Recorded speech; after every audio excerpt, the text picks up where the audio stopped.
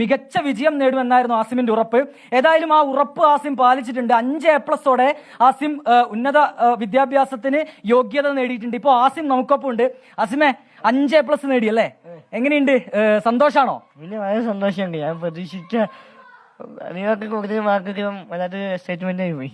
എങ്ങനെയാണ് ഇപ്പോൾ നമ്മൾ 7ാം ക്ലാസ്സിൽ നിന്ന് ആസിം ഒരു പ്രധാനപ്പെട്ട കാര്യം, ആസിം 7ാം ക്ലാസ്സിൽ നിന്ന് നേരെ 10ാം ക്ലാസ്സിലേക്ക് വന്നതാണ്. ചില പ്രതിസന്ധികളൊക്കെ ഉണ്ടായിരുന്നു, അതൊക്കെ മറികടന്ന് 7 നേരെ 10ലേക്ക് എത്തിയതാണ് ആസിം.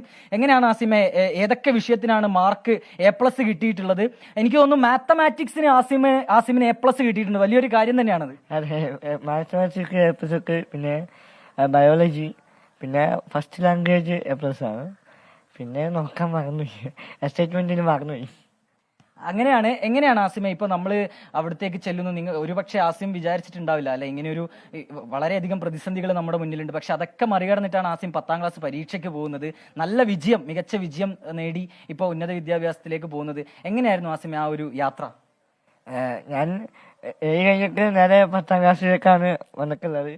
അപ്പം അതിൻ്റെതായ ചെറിയൊരു ബുദ്ധിമുട്ടൊക്കെ ഉണ്ടായിരുന്നു. ബേസിക്കൊന്നും കിട്ടാത്തതിൻ്റെ ബുദ്ധിമുട്ടൊക്കെ ഉണ്ടായിരുന്നു. പിന്നെ ടീച്ചേഴ്സിൻ്റെ ഒക്കെ ഒരു ഹെൽപ്പ് നല്ലോണം ഉണ്ടായതുകൊണ്ട് തന്നെ നല്ലോണം പഠിക്കാൻ പറ്റി.